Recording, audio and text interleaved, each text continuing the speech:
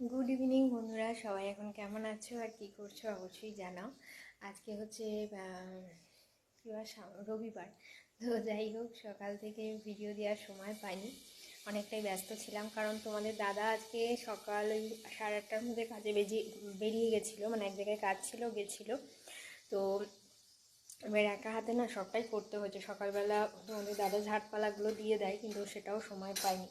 তো বেরিয়ে গেছে বলে এতটাই কাজের প্রেশার পড়ে গেছিলো, মানে একা হাতে ঝাড় দেওয়া, ঘর মোছা, রান্না করেছি, নিজে খেয়েছি, এসব করতে গিয়ে আর ভিডিও করার সময় পাইনি। তো এখন চা খাচ্ছি, রাতে একটু খাবার বসিয়েছি। আজকে রাতে রুটি করব। তার কারণ হচ্ছে আজকে সকাল থেকে না প্রচুর হাওয়া ঠেনেছে, মানে মনে হচ্ছে ওয়েদারটা এবার ঠান্ডা ঠান্ডা পড়ছে। আর একটু ঠান্ডা লাগছিল সকালবেলা, যখন মানে বেলার দিকে স্নান করতে গেলাম না, তখন বেশ ঠান্ডা ঠান্ডা লাগছিল। তো মানে ভারী ঠান্ডা ওয়েদার, গরমে সেই প্যাচপ্যাচেটা আর নেই। যাই হোক, সেই জন্য তোমাদের দাদা বলেছে রুটি খাবে। আমার রুটি খাওয়ার কোনো ঠিক ছিল না, কিন্তু ঠান্ডা লাগছে বলে মনে হলো যে না, রুটি খাই। অল্প বেলার ভাত আছে তো রেখে দিলাম। তো এখানে দেখো বসিয়েছি বেগুন ভাজা, গরম গরম রুটি বেগুন ভাজা হবে। আটা এখনও মাখা হয়নি। আর এখানে হচ্ছে প্রেসারে আলু সেদ্ধ করে রেখেছি, আলু চচ্চড়ি করব। সাদা আলু চচ্চড়ি, গরম গরম রুটি আর মিষ্টি আনবে।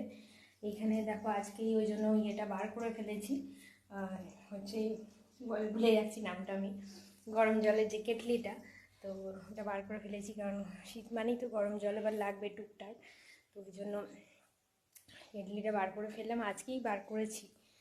তো দুধ জাল দেওয়া হলো, আটা মাখা হবে, এসব করার জন্য বারবার গরম জল লাগে, তো ওই জন্য বার করেছি। তো যাই হোক, আর তোমরা অনেক নাইটি চাদরের কথা জিজ্ঞেস করছো, অনেক কালেকশান আসছে যাচ্ছে। যার যেটা পছন্দ হবে আমি প্রত্যেক দিনে রিলসে পোস্ট করি, তো তোমরা ওখান থেকে স্ক্রিনশট নিয়ে হোয়াটসঅ্যাপ করবে, আমি মাল পাঠিয়ে দেবো। আমার বিজনেসে কদিন একটু চাপও পড়েছে। তো যাই হোক, সবাই সাথে থেকো, পাশে থেকো। তো চলো, চাটা ঠান্ডা হয়ে আছে, চাটা খাওয়া কমপ্লিট করি, পরে আবার আসছি।